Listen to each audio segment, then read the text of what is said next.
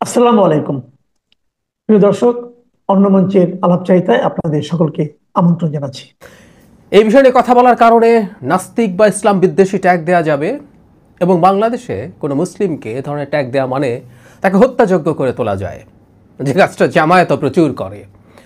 জামায়াতের সমালোচনা করলেই ইসলাম বিদ্বেষী বা নাস্তিক ট্যাগ দেয়া হয়। জামায়াতের একজন নেতা আলোচক আমাকে প্রকাশ্যে একটা টক শোতে নাস্তিক ট্যাগ দিয়েছেন। আমি না জানি এই যে বলতে শুরু করেছি এর মধ্যেই এই শুরু হয়ে যাবে নাস্তিক বা ইসলাম বিদ্বেষী ট্যাগ দেওয়া যায়, কিন্তু কথাগুলো বলতে হবে, বলা দরকার আছে। আস্ফালন দেখছি এবং বাংলাদেশের মাটিতে এ ধরনের আস্ফালন দেখতে আমরা প্রস্তুত নই তথাকথিত তৌহিদি জনতার। আবুল সরকার, বাউল আবুল সরকার, যিনি পালাগান করেন, খুবই বিখ্যাত, মানে ওই অ্যারেনায় খুবই বিখ্যাত এবং প্রতিষ্ঠিত একজন শিল্পী। তাকে গ্রেফতার করা হয়েছিল কয়েকদিন আগে ধর্ম অবমাননার অভিযোগে। মানে ধর্ম অবমাননা হয়েছে কি হয়নি এগুলো এখন মব ডিসাইড করে এবং সেটা অনুযায়ী চাপ তৈরি করে। শুধু গ্রেফতার নিশ্চিত করা না, তার মৃত্যুদণ্ড, তার ফাঁসি চাওয়া হচ্ছে, তার ফাঁসি চাওয়া হচ্ছে, সেই স্লোগান আমরা শুনেছি। আমরা জানি, আমি এত বিস্তারিত আসলে আর আলোচনা করতে চাই না। যারা পালাগান কখনো শুনেছেন তারা জানেন ওখানে এক ধরনের ডিবেট হতে থাকে এবং অ্যাপারেন্টলি কিছু কিছু প্রশ্ন ছুঁড়ে দেওয়া হয় আল্লাহ বা তার সৃষ্টি সম্পর্কে, তার দেয়া বিধান সম্পর্কে। তাতে মনে হতে পারে উনি আসলে বিরোধিতা করছেন, কিন্তু এগুলোর একটা সময় ডিবেট করতে করতে একটা সময় রেজলিউশন হয়। কেউই আসলে ওর বাইরে থেকে যান না এবং সেই রেজলিউশনটা হয় অনিবার্যভাবেই তাদের বিশ্বাসের পক্ষে। আমি খেয়াল করেছি খুবই ইন্টারেস্টিং একটা আলোচনা করেছেন, আমাদের অনেকেরই চোখে পড়েছে হয়তো। আবুল সরকারের স্ত্রী, তারা আসলে কি করেন, কিভাবে করেন। তিনি আরেকটা কথাও বলেছেন, সেটা আমি একটু পরের দিকে বলবো। যাই হোক, গতকাল যেটা ঘটলো সেটা হচ্ছে আবুল সরকারের মামলা শুনানি হবার কথা ছিল এবং তার জামিন হতে পারত। এই প্রেক্ষাপটে বিভিন্ন এলাকা থেকে অন্য বাউলরা সেখানে আসতে চান, আসেনও শেষ পর্যন্ত। আবুল সরকার স্ত্রী বলছেন যে অনেকে ফোন করে তাকে বলছেন, মা আমরা আসতে চাই, আসবো কিনা। তারা এসেছিলেন, কিন্তু তার শাস্তির দাবিতে তৌহিদি জনতার, তথাকথিত বলছি কারণ সত্যিকারের তৌহিদি জনতা এটা করতে পারে না, তারা আসেন এবং তারা এরপর অন্য বাউলদের উপরে চড়াও হন, পুলিশের সামনে পেটানো হয় এবং তাদেরকে পুকুরে ফেলা হয়, পুকুরে ঢিল মারা হয়। পুলিশও তেমন কোনো অ্যাকশন করেনি, কারণ কেউ কেউ ভিডিও করছেন, ভিডিওটা আমাদের হাতে আছে, আমি এখানে আমার ভিডিওর সাথে শেষে জুড়ে দেব। এটা ঘটে। এর বাইরে আরেকটা জিনিসও খুব জরুরি, সেটা হচ্ছে যে মিছিলটা হয়েছে সেই মিছিলের মধ্যে একটা একটা বাউল ধৈরা ধৈরা জবাই কর স্লোগান দেওয়া হয়েছে। ওই মিছিলে পরে এটা জেলে ভর বলা হয়েছে, কিন্তু জবাই কর বলা হয়েছে। আমি ভিডিওটা দিচ্ছি, আপনারা মন দিয়ে শুনবেন, শেষে দেওয়া আছে। আর জবাই কর সরিয়েই রাখি, জেলে ভরতে হবে কেন বাউলকে? মানে বাউল হলেই এখন জেলে ভরতে হবে, এই প্রেক্ষাপট তৈরি করা হচ্ছে বাংলাদেশে। এবং যথারীতি সরকারের কোনো উচ্চবাচ্য নেই, এগুলো নিয়ে সরকার নির্বিকার ছিল। ডক্টর ইউনূসের সরকারের এই ধরনের নির্বিকার আচরণকে আমরা এটার প্রতি স্পষ্ট সায় হিসাবেই পড়ে নেব। একজন উপদেষ্টা যারা মাহফুজ আলম, মাঝে মাঝে তিনি মাজার ভাঙা নিয়েও স্টেটাস দিতেন। আমি জানি না তার এই স্টেটাস নিয়ে হাসাহাসি করব না খানিকটা প্রশংসা করব। একসময় প্রচুর সমালোচনা করেছি যে সরকারের তো কাজ স্টেটাস দেয়া না, ব্যবস্থা নেয়া। কিন্তু আবার এটাও বলি, এই সরকারের মধ্যে তিনি অন্তত খানিকটা সাহস করে লিখেছেন, তার ফেসবুক স্ট্যাটাসে মাহফুজ আলম লিখছেন, মজলুম জালিম হচ্ছে, ফ্যাসিবাদ বিরোধীরা ফ্যাসিবাদী হচ্ছে, পুরো পরিস্থিতি হতাশা ও ক্ষুব্ধতার। জুলুমকে ইনসাফ দিয়ে, সহিংসতাকে দরদ দিয়ে প্রতিস্থাপন না করে যারা নতুন মাত্রা জুলুম ও সহিংসতা করে বেড়াচ্ছেন তারা ফ্যাসিবাদের পুনর্জাগরণের জন্য দায়ী হয়ে থাকবেন।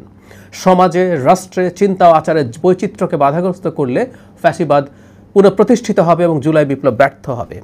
তাসাউফপন্থী, ফকির, বাউল সহ ভিন্ন মতাবলম্বীদের ওপর সব ধরনের জুলুম বন্ধ হোক। ওই যে বললাম বন্ধ হোক আহ্বান, এটা সুশীল এক ধরনের সুশীল সমাজের আহ্বানের মতো মনে হয়। যারা ক্ষমতায় আছেন, যারা দায়িত্বে আছেন, তারা ব্যবস্থা নেবেন, তারা বন্ধ করবেন, আমরা সেটা দেখতে চাই। কিন্তু মাহফুজ আলম যে কথাটা বলেছেন, এই কথাটা আমরা দীর্ঘ সময় থেকে বলছি। এই যে শেখ হাসিনার সময়ে দাড়ি টুপি থাকা এবং খুবই প্র্যাকটিসিং মুসলিমদেরকে এক ধরনের জঙ্গি ট্যাগ দিয়ে অন্যায় অত্যাচার করা হয়েছে, এগুলোর বিরুদ্ধে কথা বলেছি। কিন্তু আজকে এই ধরনেরই মানুষ অন্য মানুষের চিন্তা, তার দর্শনকে গ্রহণ করতে না পেরে তার উপরে চড়াও হচ্ছে, তার বিশ্বাসের সাথে না মিললেই তাকে কাফের ঘোষণা দিচ্ছে এবং জবাই করার জবাই করার হুমকি দিচ্ছে, মৃত্যুদণ্ড চাইছে, তারা তাদের মতো করে এই প্রেক্ষাপট তৈরি হয়েছে। তারা তাদের মত চাপিয়ে দিতে চাইছেন, শুধু সেটা না, সেটার জন্য প্রচণ্ড মাত্রার বল প্রয়োগ করছেন।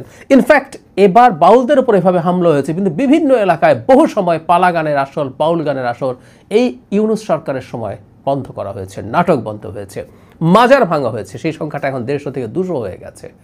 নির্বিকার সরকার কিছুদিন আগে রীতিমতো বুলডোজার দিয়ে মাজার ভাঙার ছবি আমাদের সামনে এসছে।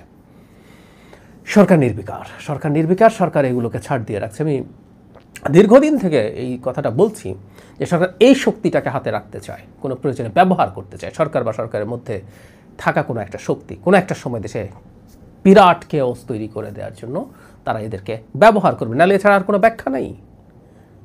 আমরাও সোকল্ড তৌহিদি জনতাকে, সোকল্ড বলছি কারণ এরা আসলেই সোকল্ড, তারা সত্যিকার তৌহিদ করেন না, মানুষকে এভাবে পেটাতে পারেন না।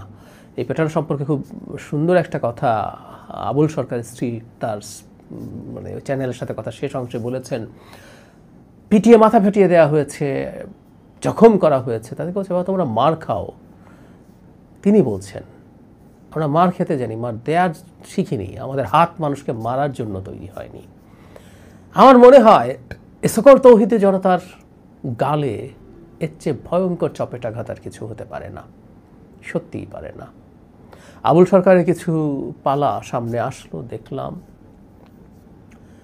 আমার কাছে মনে হয় কত সফট, কত ভদ্র একজন মানুষ তিনি।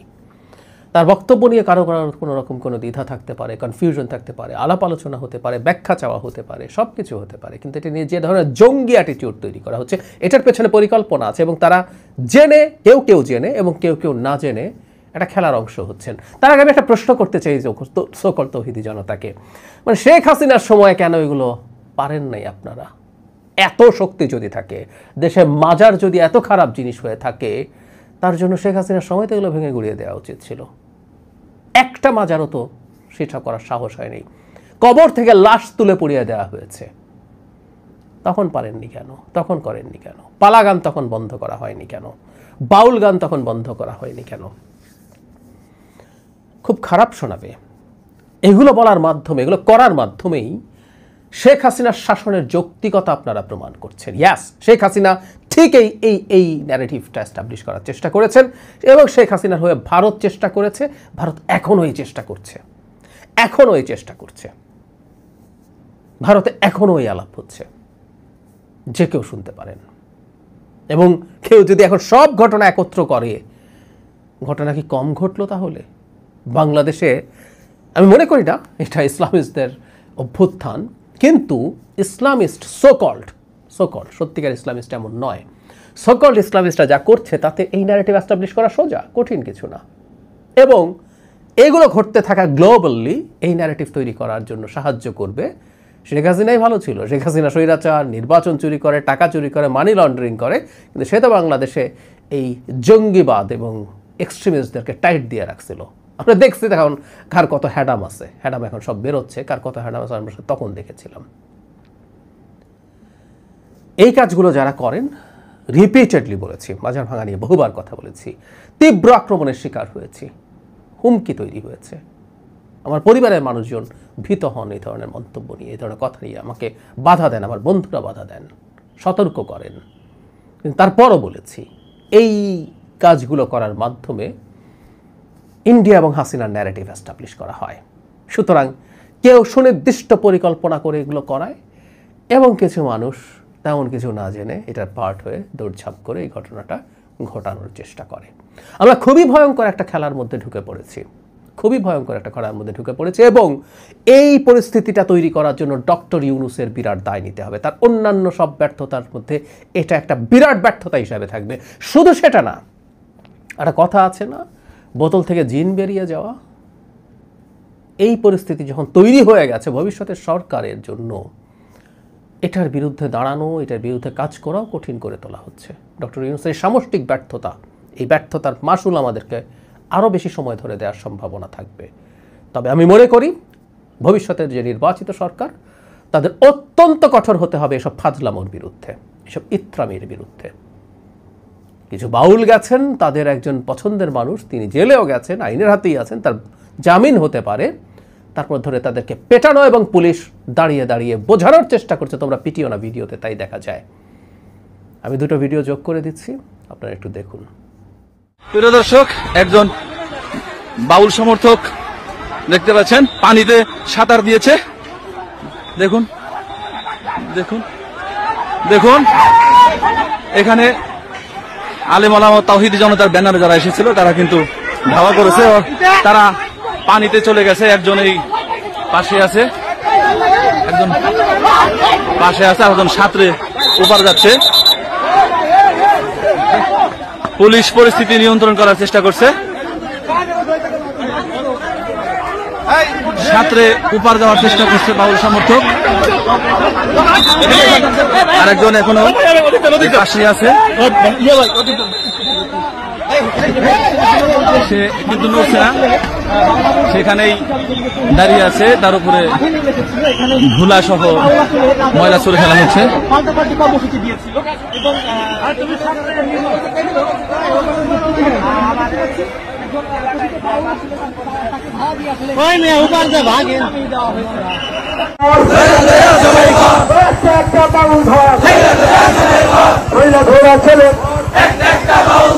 একটা বাউল ঘর